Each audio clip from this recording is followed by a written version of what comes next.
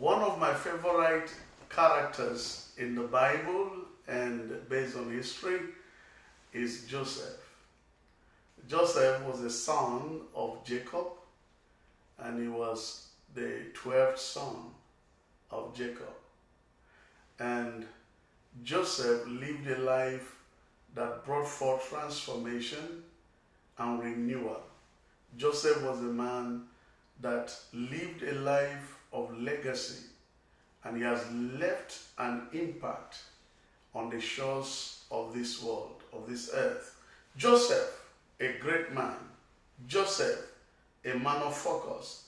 Joseph was a transformational leader. By the way, that's the subject I will be dealing on. That's series number 6 or 5. It is Transformational Leaders. What are the things that made Joseph a great leader in Bible days? There are 3 things that were so unique. And these things, when you employ them in your life, you get the joy of leadership. Number 1, be ready to avoid. Avoid. There are many things you need to avoid. Joseph avoided so many things that can limit his destiny. Do you know that there are so many leaders in the sacred or secular world that have destroyed their leadership abilities just because they have not been able to discern things to avoid and things to embrace? Joseph did his best possible to avoid pride. Joseph did not allow pride to gain entrance into him. Many leaders have been destroyed because of pride. Secondly, Joseph did his best possible to avoid the opposite sex palaver. The wife of Potiphar came and said, "I like you, let's have business together." And Joseph said, "No, I can't do that evil." He avoided immorality. There are so many today, both in the sacred and secular world, that have destroyed their leadership abilities because of immorality. Joseph avoided immorality. Joseph avoided unfaithfulness. While he was there as a servant who was made, Potiphar made him to be in charge of every of his business.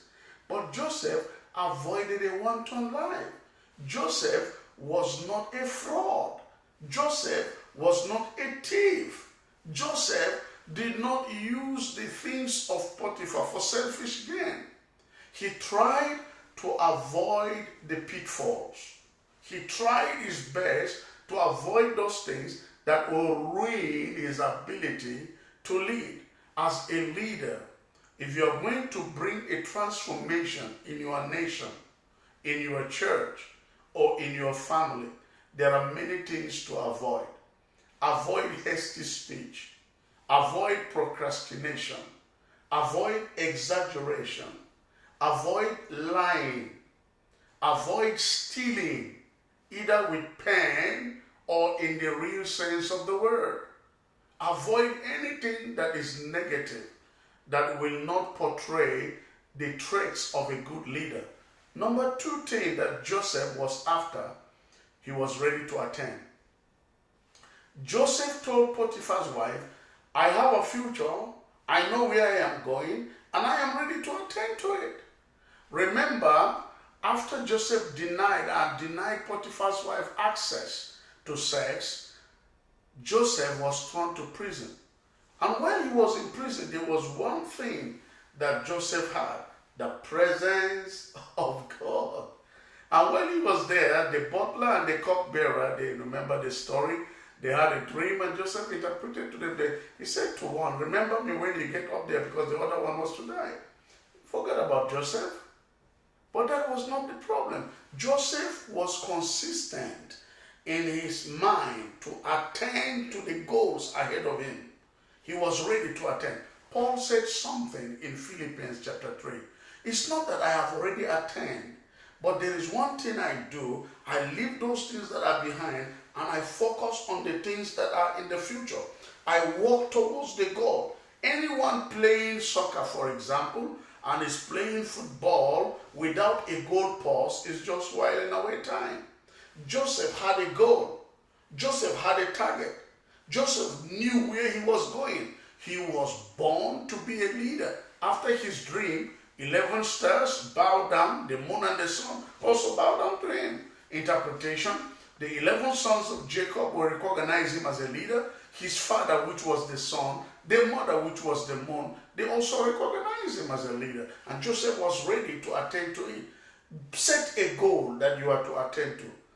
Be a transformational leader. Set a goal. Set a goal. Set a goal. But there is one other thing that Joseph did, appraisal.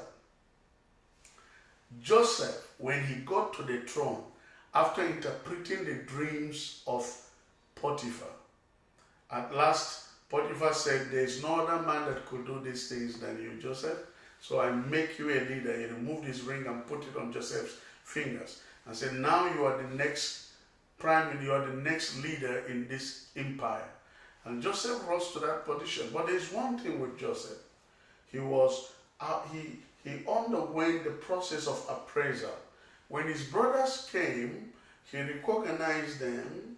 He held himself. There was self-control. At the tail end of the whole story, Joseph revealed himself. And he told them, don't condemn yourself. Don't. I have already let go what you did to me, but God allowed it for a purpose. He appraised the situation, and he knew where he was going, and he was able to live a life of legacy. So every transformational leader has so many things to avoid, has a lot to attend to, and has a lot to appraise. Great men are great learners. I believe you are ready for the top. Do your best to subscribe. Get part of my book, The Conceptual Ministry of Christian Ministers, and your life will be so transformed. I love you. I'm Dr. David Kings, your host, and the friend that can lead you alongside with you in the paths of the kingdom for us to achieve great things for God. Be a friend. Do your best possible. Send me an email. Give me a feedback, and we will be able to go along. And by the way, I will be glad to answer your call to come to your organization or the very body you are leading, so that we can rub minds together and move on towards a brighter future. See you on top. God bless you.